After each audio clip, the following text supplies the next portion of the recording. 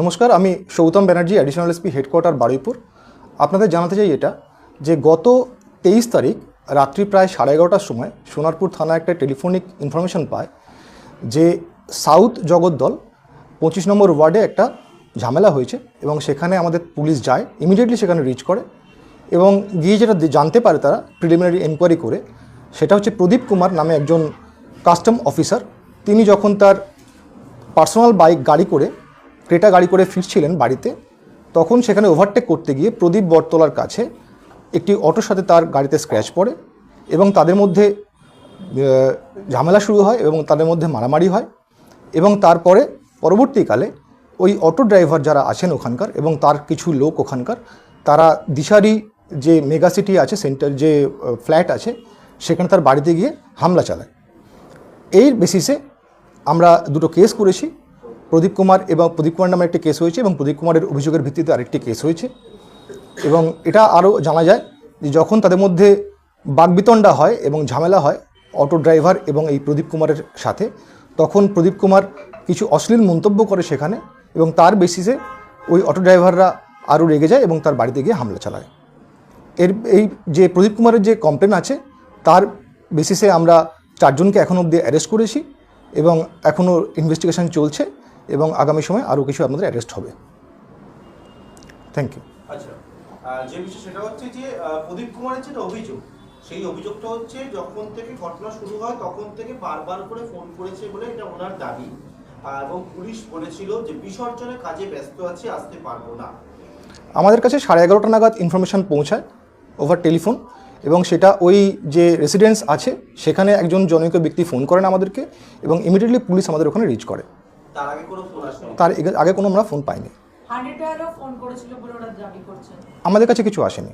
অ্যাসোসিয়েশনের যিনি সম্পাদক আছেন বাংশাল বাবু, তিনি দাবি করছেন যে তিনি ফোন করার 1.5 ঘন্টা পরে পুলিশ ওখানে গিয়েছে। আমাদের 11:30 নাগাদ ফোন কল আসে এবং তার 15 মিনিটের মধ্যে আমাদের ওখানে পুলিশ পৌঁছায়। যে অভিযোগটা উঠেছে ঘরের মধ্যে ঢুকে একবারে ভাঙচুরের ঘটনা এবং সিসি ক্যামেরা দেখা যাচ্ছে সেই জায়গায়, মানে আপনারা যে ধারা দিয়েছেন সেক্ষেত্রে বিভিন্ন মোড় বলছে লঘু ধারায় মামলা, তারপরে জামিন পেয়েছে। আমাদের জামিন অযোগ্য ধারাতেও ওখানে মামলা আছে, জামিন যোগ্য যেমন আছে জামিন অযোগ্যও আছে। এই বিষয়টা আমরা খতিয়ে দেখছি যে কেন ওনারা বেল পেলেন এবং সেই অনুযায়ী পরবর্তীকালে আমরা পদক্ষেপ করব। পিসিপিআর আমরা করিনি, কিন্তু পরবর্তীকালে কী কী আরও পদক্ষেপ নেওয়া হচ্ছে সেটা আপনাদেরকে জানিয়ে দেওয়া হবে।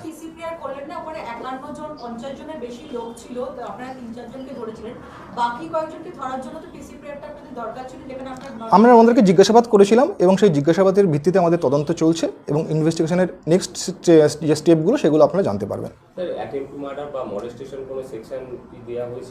না,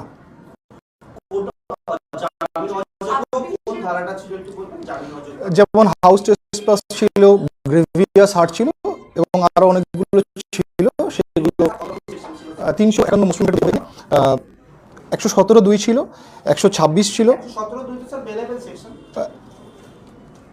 324(4) ছিল, 323(32) ছিল এবং বিএনএস অ্যাক্টের 126 ছিল, 117 ছিল, 324 ছিল, 351 ছিল এবং 34 ছিল। মানে যেটা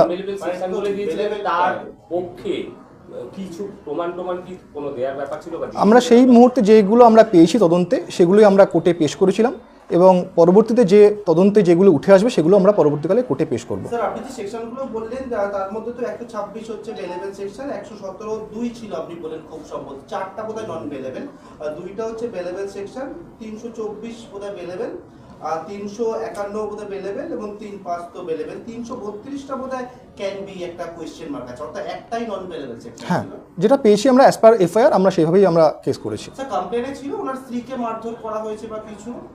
সবাইকে মারধর করা হয়েছে লেখা ছিল।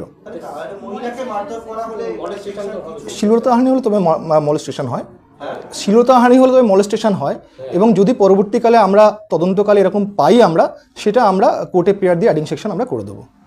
আচ্ছা স্যার, আবাসনের লোকজন নিরাপত্তা নিয়ে এগেইনস্টে কি ধারায় মামলা হয়েছে একটু বলবেন স্যার? প্রদীপ কুমারের এগেইনস্টে যেটা হয়েছে 126(2), 115(2), 117(2), 74, 352 এবং 351(2) বিএনএস। তাই উনি প্রদীপ কুমার কাকে শ্লীলতাহানি করেছে, মানে কি কমপ্লেন্টে? অ্যাজ পার কমপ্লেন যে ওনার মা কমপ্লেন দিয়েছে এবং ওনার মাকে করা হয়েছে, এরকমই একটা কমপ্লেনে আছে। আজাদ আলী।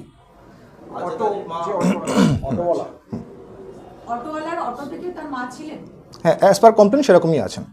স্যার, আবাসনের লোকেরা নিরাপত্তা নিয়ে এক এক করে প্লিজ। হ্যাঁ, আবাসনের লোকেরা নিরাপত্তার আমাদের সোনারপুর থানা সবসময়তে 24 আওয়ার্স ওখানে অ্যাক্টিভ আছে। তার সাথে সাথে জেলা পুলিশ, আমাদের যে পুলিশ জেলা, তাদের সমস্ত সদস্যরা অ্যাক্টিভ আছে। আমি সবাইকে জানাতে চাই যে এরকম নিরাপত্তাহীনতায় ভোগার কিছু নেই। আমরা সবসময় আপনাদের পাশে আছি, সাথে আছি। যে কোনো মোমেন্টে আমাদের যে কন্ট্রোল রুম নাম্বার আছে সেখানেও আপনারা ফোন করতে পারেন, থানাতে ফোন করতে পারেন। যে কোনো রকম দরকারে আপনাদের সাথে এবং পাশে আমরা আছি। নিরাপত্তাহীনতায় ভোগার মতন কোনো কারণ নেই। ওখানে কি কোনো পিকেট বসানো হয়েছে?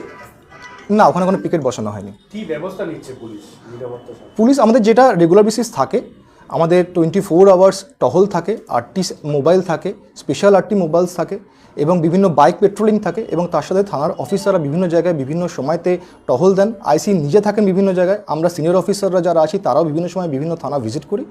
সুতরাং নিরাপত্তাহীনতায় ভোগার মতন কোনো কারণ এখনই দেখতে পাচ্ছি। স্যার, আপনি বললেন ওই টহল থাকে, সেই জায়গায় দেখায় সিসি ক্যামেরা ফুটেজে 9:55-তে জমায়েত করেছে একটা আবাসনের বাইরে প্রায় শতাধিক মানুষ। 10:35-এ দেখা যাচ্ছে তারা ভেতরে ঢুকে তাণ্ডব চালাচ্ছে। তাহলে সেই টহলটা কি মানে কোনো জায়গায় গাফিলতি বা খামতি কিছু ছিল? এরকম কিছু এখন আমরা পাইনি। CC camera footage sir timing বলছে। হ্যাঁ, টাইমিং হতে পারে ওই সময়, কিন্তু সেরকম কিছু এখনো পাইনি যে গাফিলতি ছিল কারোর। তাহলে এই সময়টা জানা গেল না, মানে কি বেশ? স্যার, আপনি বলছেন 11:30টার সময় খবর এলো, 9:15 10টা নাগাদ দেখা যাচ্ছে। তো এই টাইমের মধ্যে ওরা বলছে যে ওরা কল করেছিল। আপনারা কি এই পার্টে কোনো এনকোয়ারি স্টার্ট করছেন যে কলটা কখন এসেছিল? কারণ 11:30টায় আপনারা ফোন পাওয়ার 15 মিনিট পরে বলছে পৌঁছেছে, কিন্তু এই যে টাইম গ্যাপ, এতক্ষণ বাড়ির মধ্যে ঢুকে তাণ্ডব চললো, 50 জন বিল্ডিং এর ভেতরে ঢুকে গেল, রড দিয়ে ভাঙচুর করলো, কোলাপসেবল গেট ভাঙলো, প্রায় এতক্ষণ ধরে যে তাণ্ডবটা চললো সেখানে পুলিশ এতক্ষণ পরে পৌঁছালো, এই পার্টে আপনারা কোনো এনকোয়ারি করছেন? আমরা সিসিটিভি ফুটেজ এখন অবধি যতটা পেয়েছি সেখানে কারোর হাতে আমরা কোনো অস্ত্র এখনও দেখতে পাইনি। যতগুলো সিসিটিভি ফুটেজ এখন অবধি চেক করা সম্ভব হয়েছে, বাকিগুলো ইনভেস্টিগেশন চলছে। সেরকম যদি পাওয়া যায় সেটা ইনভেস্টিগেশনে উঠে আসবে। গেটের কাছে সিসিটিভি ফুটেজে দেখা যাচ্ছে যে মারধর করা হচ্ছে আবাসিককে এবং হাতে রড নিয়ে তাকে মারতে হয়ে যাচ্ছিল। এই ফুটেজ কিন্তু আমরা দেখেছি। আমরা এখনো পাইনি, আমরা খতিয়ে দেখছি সবটাই। ইনভেস্টিগেশন জাস্ট স্টার্ট হয়েছে। ইনভেস্টিগেশন যেভাবে আসবে, যেভাবে প্রোগ্রেস হবে, সেভাবে আমাদের কেস এগোতে থাকবে। আচ্ছা, অটো চালকের মায়ের অভিযোগের ভিত্তিতে কি প্রদীপ কুমারের বিরুদ্ধে মলেস্টেশন কেস করা হয়েছে? হ্যাঁ, ওখানে উনি বলেছেন এরকম, ওনার অভিযোগ এটা আছে। এক্স্যাক্টলি কি হবে? এটা তো এফআইআর আছে, ওনার বক্তব্য আছে, সেটা আপনারা এখনই তো জানাতে পারছি না। আমরা ইনভেস্টিগেশন করছি, ইনকোয়ারি করছি এবং আপনাদেরকে জানিয়ে দেবো আমরা। সেই জায়গাতে প্রশ্ন স্যার, অটো চালকের মায়ের অভিযোগের ভিত্তিতে মলেস্টেশন কেস করা হলো, একজন শুল্ক আধিকারিক, সে যে কেউ হতে পারে। তাহলে যখন প্রদীপ কুমারের পক্ষ থেকে যখন অভিযোগ করা হলো তার ওয়াইফে কে মারধর করা হয়েছে, সেখানে তাহলে শ্লীলতাহানি কেস কেন করা হলো? অ্যাজ পার এফআইআর যেটা সেকশন হয়, আমরা সেভাবেই কেস করেছি দুটো কেস। অ্যাজ পার এফআইআর যে সাবস্টেন্স আছে সেইভাবেই কেস করা হয়েছে ভাঙচুরের তো মানে কোনো ধারা নেই। দুটো জায়গা দিয়ে। যে বললাম, অ্যাজ পার যে এফআইআর যেটা আছে সেভাবে আমরা কেস করেছি। এই অভিযোগের ভিত্তিতে কি আপনারা প্রদীপ কুমারকে গ্রেফতার করবেন? এটা তো ইনভেস্টিগেশনে উঠে আসবে, যেভাবে ইনকোয়ারি ইনভেস্টিগেশন সবকটা পর্যায়ে রয়েছে সেইভাবে পরবর্তী পদক্ষেপ হবে আমাদের। বেল ক্যান্সেলেশনের কোনো প্রেয়ার দেবেন আপনারা? আমরা দেখে নিচ্ছি এটা যে কী কারণে বেল পেয়েছে, আমরা অর্ডার শিটটা দেখি এবং সেই অনুযায়ী আমরা এগোবো। স্যার, একটা লাস্ট কোয়েশ্চেন, এরকম কোনো খবর আমাদের কাছে নেই এখন। সুস্থ বলেন? আমাদের কাছে এরকম কোনো খবর নেই উনি অ্যাডমিটেড আছেন। উনি অ্যাডমিটেড আছেন, এরকম কোনো খবর আমাদের কাছে নেই এখনো। স্যার একটা লাস্ট কোয়েশ্চেন, রিসেন্ট পাস্টে সোনারপুরের এলাকায় একাধিক ঘটনা, একটা জোড়া মার্ডার হয়েছে, বাজকে প্রতিবাদ করা, এইরকম ঘটনা এবং বিভিন্ন মহল থেকে আইন শৃঙ্খলা নিয়ে প্রশ্ন উঠছে। সেই জায়গা থেকে কি প্রশাসন কোনো জায়গায় প্রশাসনের দিক থেকে খামতি থেকে যাচ্ছে বলে আপনারা মনে করছেন? এত ধরনের দৌরাত্ম্য চলছে, খুনের ঘটনা ঘটছে। আমি আগেও বললাম, আমাদের সোনারপুর থানা, শুধু সোনারপুর থানা নয়, সবকটা থানায় অল টাইম অ্যাক্টিভ আছে। আমাদের স্পেশাল 8টি মোবাইল টহল সব কিছু চলে আমাদের, এবং এরকম কোনো খামতি আমরা এখনও দেখতে পাইনি। পুলিশ যে কটা ঘটনা ঘটেছে সবকটা ঘটনাতেই পুলিশ অ্যাকশন নিয়েছে এবং প্রপার ইনভেস্টিগেশন চলছে। প্রদীপ কুমারকে কি হাসপাতালে পুলিশ নিয়ে গেছিল না ও নিজেই গিয়েছিল? সরি, প্রদীপ কুমার আহত হওয়ার পরে, মানে হামলা হওয়ার পরে ওনাকে হাসপাতাল কি আপনার পুলিশ নিয়ে গেছিল নাকি উনি নিজেই গিয়েছিলেন? উনি নিজেই গিয়েছিলেন। কিন্তু একটা বিষয় আপনি খামতি নিয়ে বারবার বলছেন, এখান থেকে ঘটনাস্থলের দূরত্ব 5-6 কিলোমিটার খুব সম্ভবত থানা থেকে, সোনারপুর থানা থেকে। সেই জায়গায় আধ ঘন্টার ওপর ধরে সিসি ক্যামেরা দেখা যাচ্ছে এত লোকের জমায়ে, তারপরে তাদের সাহসটা হচ্ছে কি করে ভেতরে ঢুকছে, ভাঙচুর করছে, মারধর করছে। সেটা আমরা ইনভেস্টিগেশন করছি, আমরা ইনভেস্টিগেশন করে আমি যেটা বললাম যেভাবে আসবে আমরা সেইভাবে স্টেপ নেব এবং প্রসেসগুলো সেভাবেই কমপ্লিট হতে থাকবে। ইনভেস্টিগেশন যেখানে চলছে তাহলে পিসিপিআর নেই কেন স্যার? আমি বললাম আপনাদেরকে প্রথমে যেভাবে কমপ্লেন এসেছিল কমপ্লেনের বেসিসেই আমরা ওদেরকে জিজ্ঞাসাবাদ করি এবং সেই অনুযায়ী আমরা ওদেরকে প্রোডাকশন করি।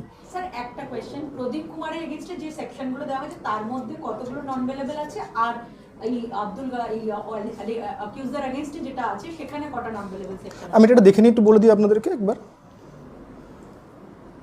স্যার একটা ব্যাপার, নিরাপত্তা রক্ষীরা যে আবাসনে তারা কি কোনো অভিযোগ করেছে বা অ্যাসোসিয়েশনের পক্ষ থেকে যারা ফ্ল্যাট ওনার অ্যাসোসিয়েশন তাদের পক্ষ থেকে কোনো অভিযোগ করা হয়েছে যে এত বড় মব ঢুকলো, মারধর করলো? আমাদের কাছে এখন অব্দি দুটো কমপ্লেনই এসছে, একটি প্রদীপ কুমারের কমপ্লেন এবং তার যে অটো চালক তার পরিবারের পক্ষ থেকে একটা কমপ্লেন এসছে। এই দুটোর বেসিসেই আমরা কেস করেছি। স্যার কমপ্লেনের টাইম দুটো বলতে পারবেন কোন সময়? একটু দেখে নিয়ে আপনাদেরকে বলে দিতে হবে।